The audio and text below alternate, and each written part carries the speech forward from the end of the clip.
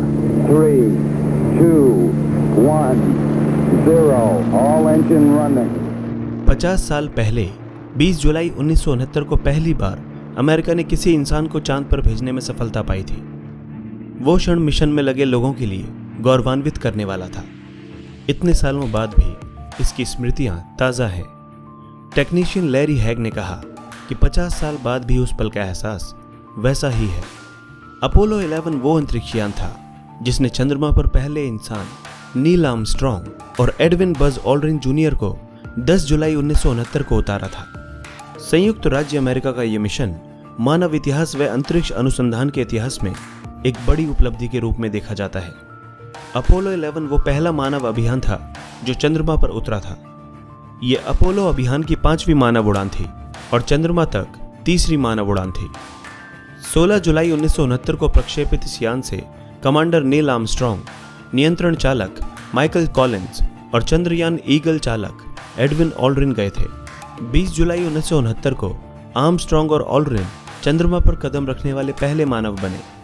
इस अभियान ने अमेरिकी राष्ट्रपति के 1960 के दशक में चंद्रमा पर मानव को भेजने के सपने को पूरा किया था। यह 20वीं शताब्दी के सबसे महत्वपूर्ण क्षणों में से एक था। इस प्रक्षेपण को 10 लाख लोगों ने राजमार्गों, प्रक्षेपण स्थल के निकट समुद्री किनारों से देखा। इसके अलावा 60 करोड़ लोगों ने टीवी पर इसका सीधा प्रसारण देखा। यह अपने समय का एक कीर्तिमान था।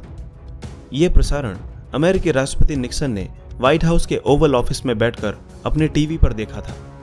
अपोलो 11 सैटर्न 5 रॉकेट के द्वारा केनेडी अंतरिक्ष केंद्र से 16 जुलाई 1969 को सुबह के 9:32 पर प्रक्षेपित किया गया था।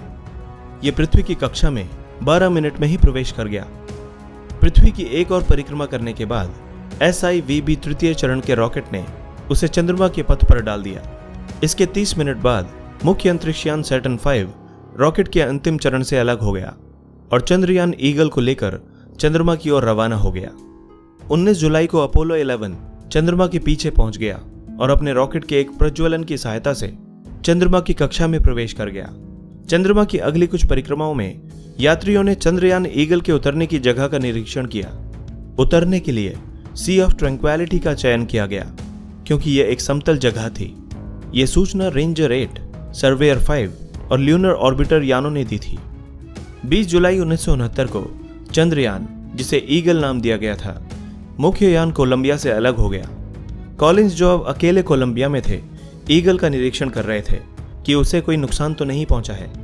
आर्मस्ट्रॉन्ग और ऑल्ड्रिन ने ईगल के जेट डाउन इंजन्स को स्टार्ट कर दिया और धीरे धीरे चंद्रमा पर यान को उतारने में जुट गए। जैसे ही यान के उतरने की प्रक्रिया शुरू हुई, आर्मस्ट्रॉन्ग ने यान के अपने पथ से दूर जाने का संकेत भेजा। ईगल अपने निर्धारित पथ से 4 सेकंड आगे था, जिसका मतलब यह था कि वे निर्धारित जगह से मीलों दूर उतरेंगे।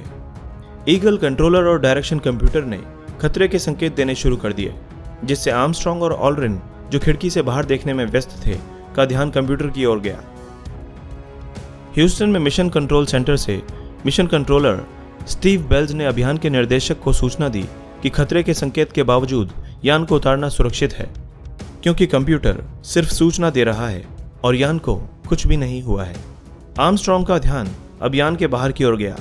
उन्होंने देखा कि कंप्यूटर यान को एक बड़े गड्ढे के पास बड़ी बड़ी चट्टानों की ओर ले जा रहा है। आर्मस्ट्रॉन्ग ने स्वचालित प्रणाली को बंद कर यान का नियंत्रण अपने हाथों में लिया और ऑल्ड्रिन की सहायता से 20 जुलाई को रात के 8:17 पर ईगल को चंद्रमा की सतह पर उतार लिया। उस समय डाउन इंजन में सिर्फ 14 सेकंड का ईंधन बचा था। आर्मस्ट्रॉन्ग ने अपोलो 11 के उतरने के स्थल को ट्रैंक्विलिटी बेस का नाम दिया और ह्यूस्टन को संदेश भेजा, ह्यूस्टन, ये ट्रैंक्विलिटी बेस है और ईगल उतर चुका है। यान से नीचे उतरकर बाहर की गतिविधियां प्रारंभ करने से पहले ऑल्ड्रिन ने संदेश प्रसारित किया, मैं चंद्रयान का चालक हूं। इस प्रसारण को सुन रहे सभी लोगों से मेरा निवेदन है कि वो एक क्षण मौन रहकर पिछले कुछ घंटों में हुई घटनाओं का अवलोकन करें और भगवान को अपने तरीके से धन्यवाद दें। 21 जुलाई को रात के 2:46 पर चंद्रमा पर चंद्रयान के उतरने के 6.5 घंटों बाद नील आर्मस्ट्रॉन्ग ने चंद्रमा पर अपने कदम रखे और कहा, इंसान का यह छोटा सा कदम है, लेकिन इंसानियत के लिए यह एक बहुत बड़ी छलांग है। आर्मस्ट्रॉन्ग और ऑल्ड्रिन ने अगले 2.5 घंटे तस्वीरें लेने, गड्ढे खोदकर नमूने जमा करने और पत्थर जमा करने में लगाए। इसके बाद उन्होंने early Apollo scientific experiment package की स्थापना की और अमेरिकी ध्वज लहराने की तैयारियां शुरू कर दी। इसके लिए उन्होंने निर्धारित 2 घंटों से ज्यादा समय लगाया। तैयारियों के बाद तकनीकी बाधाओं और खराब मौसम के बावजूद सारे विश्व में चंद्रमा की सतह से सीधा प्रसारण शुरू हो गया, जो कि ब्लैक एंड व्हाइट था, जिसे कम से कम 60 करोड़ लोगों ने देखा। आर्मस्ट्रॉन्ग ने अपने यान ईगल की तस्वीरें भी ली, जिससे उसके चंद्रमा पर उतरने के बाद की हालात की जांच हो सके। इसके बाद उन्होंने धूल और मिट्टी के कुछ और नमूने लिए और अपनी जेब में रखे। टीवी कैमरा से आर्मस्ट्रॉन्ग ने चारों ओर का एक दृश्य भी लिया। ऑल्ड्रिन आर्मस्ट्रॉन्ग के साथ आ गए और कंगारू की तरह छलांग लगाते हुए आसपास घूमते रहे। दोनों ने बाद में बताया कि उन्हें चलते हुए 6-7 कदम पहले से योजना बनानी होती थी। महीन धूल एकदम पाउडर की तरह थी और फिसलन भरी थी।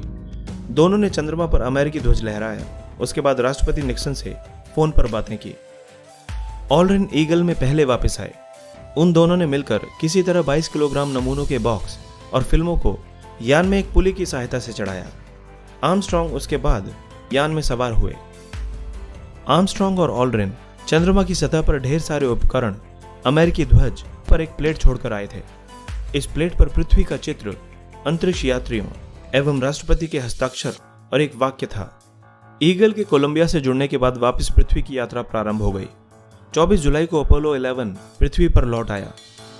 यान प्रशांत महासागर में गिरा। उसे यूएसएस हॉर्नेट ने उठाया। उनके स्वागत के लिए राष्ट्रपति निक्सन स्वयं जहाज में मौजूद थे।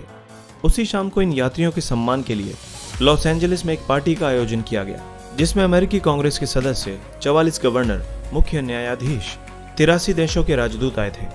यात्रियों को अमेरिकी सर्वोच्च सम्मान प्रेसिडेंशियल मेडल ऑफ फ्रीडम दिया गया। उस समय ये तीनों अंतरिक्ष यात्री पूरी दुनिया में रातों रात मशहूर हो गए। बाद में ये तीनों अंतरिक्ष यात्री शांति का संदेश देने के लिए पूरी दुनिया के दौरे पर निकल गए। इन्होंने 24 देशों की यात्राएं की और लगभग 10 करोड़ लोगों ने इन्हें देखा।